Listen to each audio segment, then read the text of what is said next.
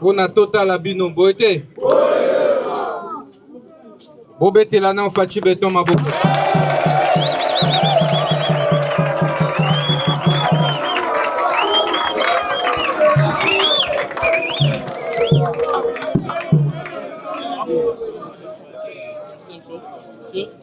Awa toza wapi awa? Toza wapi? Awa toza wapi?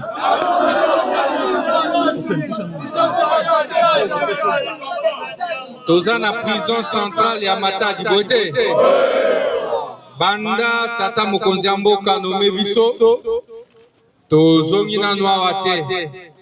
Tokomi nanu awa te pona ko exécuter ba instruction na ye. Il y a désengorgement, il y a ba prison bote.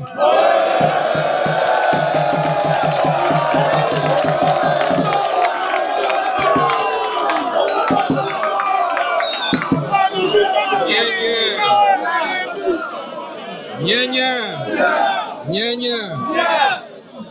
banani yango bazali awa basali bambule belé sans jugement.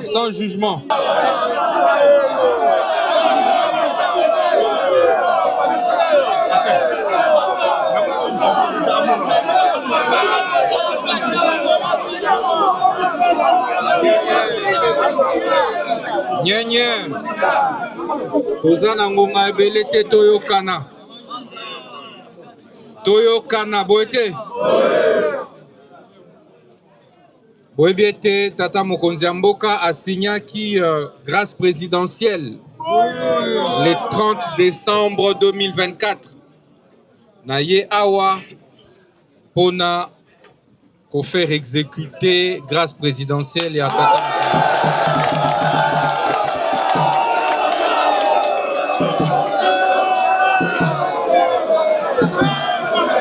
mais boyeba ete tokondima te kobimisa kuluna sokoza kuluna peine de mort nde kozala hoki contre yo toyokani peine de nini bakotinda yo wapi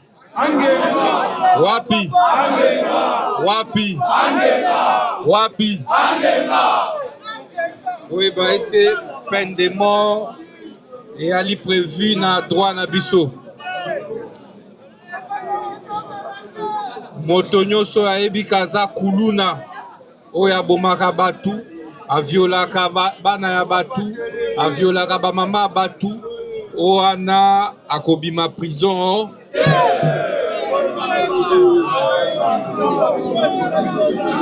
toyokani eba owana tokomema bango na angenga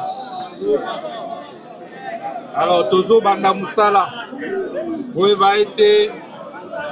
bozonga na baplace na bino toyokani bozonga wapi na baplace na biso bozozonga malembe boyeba ete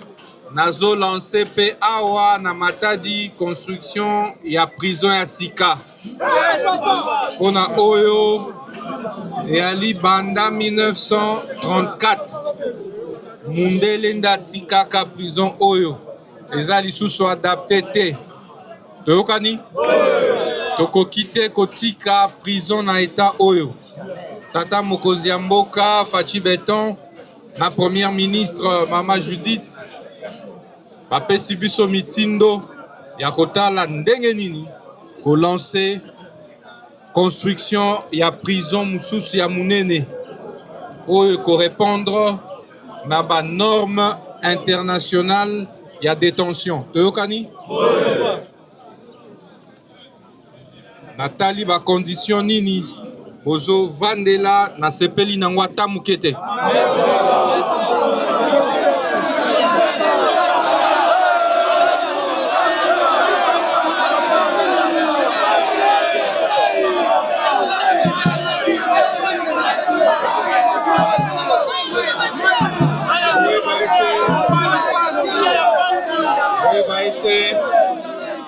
na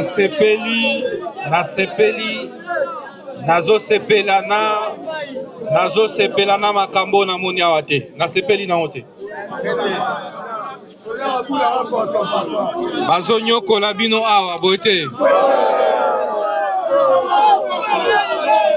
bazonyokola bino bote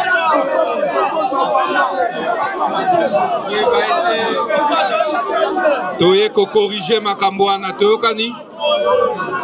alors bovanda kimia to bandana nukobimisa batu bote yatina batu basala nini basala nini donc lelo moko na bino awa akolala na famille na ye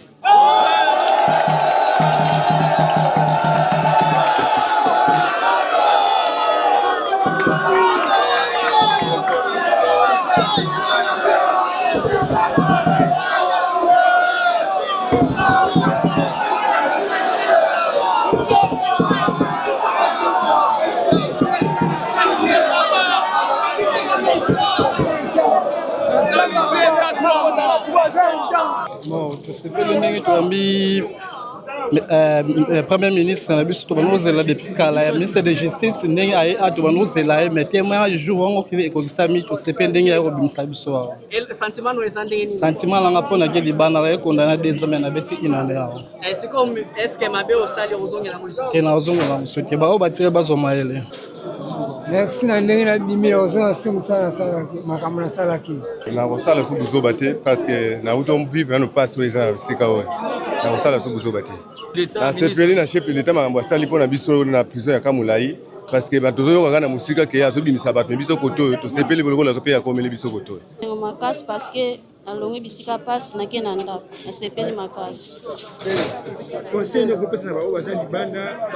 conseil na opesa bango totika mabe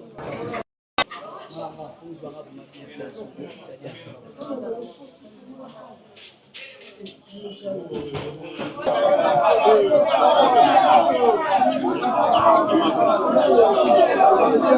you.